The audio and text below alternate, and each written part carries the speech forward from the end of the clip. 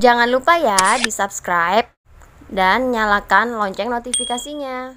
Orang tuanya juga masih hidup. You don't have balls, bro. Kalau you have balls, maju sini, ikutin tantangan ini.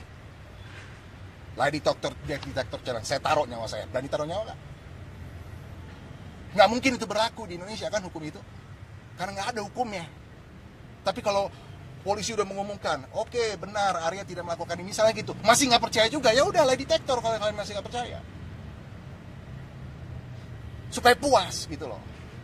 Jantan itu namanya, itu satria. Makanya nama saya Arya Satria Taprof. Itu satria. Saya taruh nyawa saya. Kalian berani taruh nyawa Anda untuk memfitnah saya? Asumsi-asumsi buruk, pelaku utamanya, aktor dalang, apa whatever. Janggal, diperhalus. Mau mengatakan bahwa saya bunuh kan? Itu kan? Nggak mungkin dia jatuh. Karena mukanya apa? Utuh. Kalau saya, aduh Tuhan bersyukur, di sini ada semen, di sini ada ini, dia jatuhnya di sini, saya bersyukur Tuhan. Anak saya masih bisa saya lihat cantik. Itu dong. Husnuzonnya, berprasangka baiknya, melihat bahwa kebesaran Tuhan di dalam kemungkinan dia ada semen di sini dan tiang di sini, dia bisa jatuh di sini dan di bawah pohon. Saya bersyukur. Bukan bersyukur atas kepergian dia, bukan. Saya bersyukur bahwa anak saya tetap bisa utuh. Saya bersyukur saya masih bisa cium dia. Ini hal yang berat loh Pak, anak loh. Kita kehilangan duit aja, kita kesel kan? Aduh, ini kehilangan anak selamanya loh. Jadi saya minta teman-teman wartawan, tolong, saya nggak minta dikasihani, saya nggak minta dikutuk, saya nggak minta dipuji mulu. Pakai hati, pakai jiwa. Dalam menyiarkan sesuatu penting sekali kita melihat dulu sisi dia gimana. Yang saya katakan ini is the truth. Saya bukan pembunuh, dan meninggalnya Zevi itu for me is a mystery. Misteri betul-betul. Is there any more, ada pertanyaan-pertanyaan berikut mungkin yang mau ditanya? Boleh tahu kronologisnya dari pihak Mas Arya sendiri, karena selama ini kita belum pernah dapat kronologis dari Mas Arya. Kronologis semua sudah saya sampaikan ke polisi. Semua. Sekarang kalau saya punya kebenaran, polisi itu kan juga bisa tidak sempurna dalam penilaiannya. Saya ngomong A nih, kebenarannya A. Ternyata polisi bilang A plus B misalnya. Saya salah kan? Berarti saya melawan polisi. Polisi itu harus kita hormati. Lihat penilaiannya betul nggak? Akan dilakukan misalnya proses untuk pendalaman, dia cek CCTV dan lain sebagainya. Kita serahkan ke ahlinya. Makanya saya nggak kabur. Saya ke polisi, Pak, ini yang terjadi. Ditanya list pertanyaan, Pak, ini kurang lengkap. Ditanya lagi pertanyaan lanjutan. Berjam-jam loh tuh Pak, ditanyain. Sementara saya masih stres, masih mikirin anak. Nggak boleh ke kuburan. Nyampe mau ke Karen, waktu saya ke rumah duka, saya mau kasih tahu di situ. Pasti dia sebagai ibu mau tahu kan. Dia begini, langsung nggak mau ngomong sama saya. That's your moment, itu momenmu di situ. Nggak mau ngomong lagi ya udah, berarti terus difitnah-fitnah gini. Saya udah malas ngomong lagi. Saya jauh lebih respect orang seperti Pak Mario yang mau tahu kebenaran dari saya, ya, daripada orang yang mau memaksa saya untuk mengakui bahwa ada yang janggal, lu harus akui nih kejanggalan ini. Gak mau saya, karena kenyataannya nggak gitu. Kebenaran is kebenaran. Sekarang akhirnya mencoba mencari aliansi ke Pak Aris Merdeka. Pak Aris Merdeka bilang, oh nggak pernah ada surat balasan dari saya. Balas surat balasan ke Pak Aris Merdeka.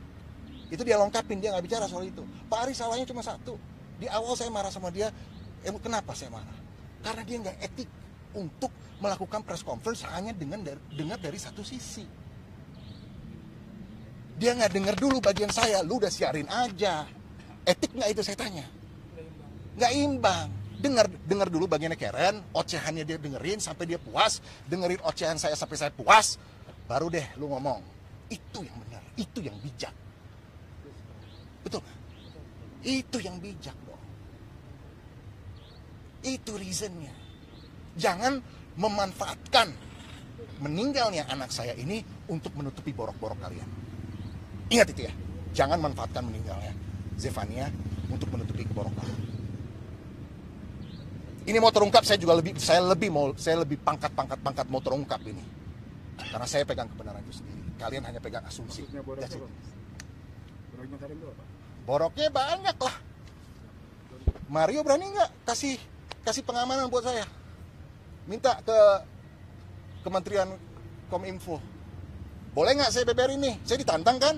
Tapi sekarang gini Pak, saya misalnya sama Bapak nih, Pak, Bapak boleh bunuh saya misalnya gitu. Tapi nanti Pak Arya nggak akan saya masukin penjara.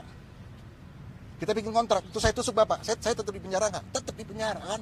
Kita ngebeberin aib orang. Karena apa? Di dalam bisnis itu, di dalam sebuah perdagangan, ada istilah jangan buka harga kita, jangan buka rahasia dapur kita. Betul? Betul ya? Jangan buka rahasia dapur. Jangan pernah buka rahasia dapur. Istilah orang bisnis itu, mohon maaf ya saya pakai kata-kata ini karena saya nggak bisa dapat kata yang lebih melukiskan. Jangan terlalu porno banget dalam menjelaskan sesuatu. Masalahnya kalau saya beberkan ini, mau nggak mau kalau saya buka, udah ada porno di situ. Porno sekali. Informasinya tuh porno sekali. Saya ulang, porno sekali. Liar ini informasinya. Ada yang berani tanggung jawab? Kalau saya kena undang-undang ITE, apakah Pak Mario? Saya dapat 1M, saya nggak peduli soal 1M-nya. Mau uang palsu juga saya nggak peduli. Yang saya peduli saya dapat keamanannya untuk bicara, dapat keadilan. Itu yang saya peduli. 1M, 10M, 100M nggak akan bisa balikin nyawanya anak saya. Nyawa saya melayang pun nggak akan bisa nuker nyawa anak saya. Nggak penting duitnya itu buat saya. Yang penting dia bisa jamin nggak. Dapat 1M masuk penjara buat apa juga? Melanggar undang-undang ITE. Saya nggak akan kepancing, kita ngerti hukum. Kita ngerti hukum. Bisa nggak dia jamin? Kalau udah tantang berani jamin dong. Keamanan kita. Saya nggak peduli soal 1M-nya. Oh, aneh dia bahas soal itu. Kenapa? Karena bagi saya itu adalah kesempatan. Karena kalian nggak dari keluarganya Karen nggak pernah berani ngasih kesempatan buat saya. Kesempatan apa yang dikasih? Ke Karen aja saya datang ke rumah duka, apa yang terjadi? Ditolak, nggak boleh ngomong. Ini terakhir kali kamu boleh lihat. Siapa lu juga untuk nentuin gue boleh lihat anak gue, tapi gue ngalah. Pemakaman abang juga diminta untuk nggak datang? Iya. Diminta untuk nggak datang? Diminta untuk nggak datang. Sebaiknya jangan datang. Takut terjadi hal-hal yang tidak diinginkan. Bukannya kita takut. Bayangin loh, dilarang untuk melihat itu. Hanya demi untuk membunuh karakter Arya Satria Klatos. Apakah saya peduli kata netizen? No. Netizen nggak kasih saya makan. Saya nggak peduli penilaian orang terhadap saya itu seperti apa. Saya nggak peduli. Itu. Udah Pak, let me handle it Pak. Let me handle it. Pak, let me handle it. Biarin so they know. Pak, udah. Let me handle them. Nah ya, itu aja. Ketemu Mario sendiri, kedepannya akan bertemu nggak? Udah ngomongnya sebenarnya kalau saya mau gini, ketemu aja kita. Hitam di atas putih jelas, kriterianya gimana, jangan main curang-curang. 4 mata kita ketemu, jantan, duduk sini, ada orang dari bank atau dari wasit yang merupakan lawyer senior, ngomong yang fair, mau diumum ke media, oke, tapi keselamatan saya untuk membeberkan ini, tolong dipertimbangkan. Which is menurut saya dia nggak punya kapasitas itu. Dia nggak punya kapasitas itu. Soal yang dari si manajernya Karen itu yang di Belanda itu katanya ada videonya juga. Video apa? Video apa? Saya Video rekaman Karen di Belanda. soal apa? Udah. Proses pemeriksaannya, apalagi Mas Arya, abang setuju nggak sih bang kalau dilakukan otopsi saat itu bang? Apa? Proses Otopsi? setuju nggak sih abang? Oh, oke. But this is the last question I'll ask. Otopsi is one simple thing. Otopsi saya dari awal bilang. Karen dari awal yang sesuatu yang nggak ada jadi ada. Apalagi kalau ini yang udah merenggut nyawa udah hilang, ya kan? Pasti dikembang-kembangin. Saya udah bilang, Pak, saya mau otopsi dari awal. Saya mau otopsi. Saya katakan sama lawyer saya, Bro Andreas, now I want an autopsy supaya jelas. Because I have nothing to hide. Nggak ada yang saya sembunyikan. Akhirnya dari KR mengatakan, saya nggak mau anak saya dibelek-belek gini. Saya katakan, gimana kalau ketemu 2 ini? Nah, nanti jenazahnya nggak bisa keluar. Ya udah saya ikutin. Karen bilang, oke, dia nggak mau autopsi. Dia maunya putri cantik tidur seperti itu, ya kan?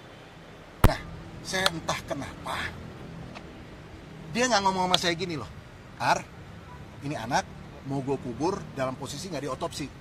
Tapi habis itu dikubur, nanti kita gali lagi ya, habis itu kita otopsi. Kenapa sih nggak bisa Zevi tidur tenang? Kok kalian kotor banget pikirannya sama gue? kotor banget sih? Kok yakin banget sih kalau gue nih pembunuh sampai anak ini harus dibelek-belek? Padahal saya udah mendukung nih dari awal. Dia bilang nggak mau dibelek-belek. Oke, berarti ini pikirannya masih normal nih. Dia masih melihat saya sebagai manusia, bukan sebagai binatang. Yang bisa jadi predator, anak sendiri. Dengan modal, statement, dia pernah masuk rumah sakit jiwa 4 tahun. Itu modalnya. Saya udah buka tantangan. Cek ke pengadilan, kepolisian, suruh pihak-pihak yang saya hormati ini pergi ke rumah sakit yang dimaksud. Kalau bisa nemuin saya 4 tahun, atau kurang lebih 4 tahun, atau di atas 4 tahun sedikit, atau di bawah 4 tahun sedikit, atau pas 4 tahun, masukin saya ke penjara. Nggak akan nemu. 3 tahun, 2 tahun, 1 tahun, nggak akan nemu. Hebat nggak? Ada nggak berani tantangan gini?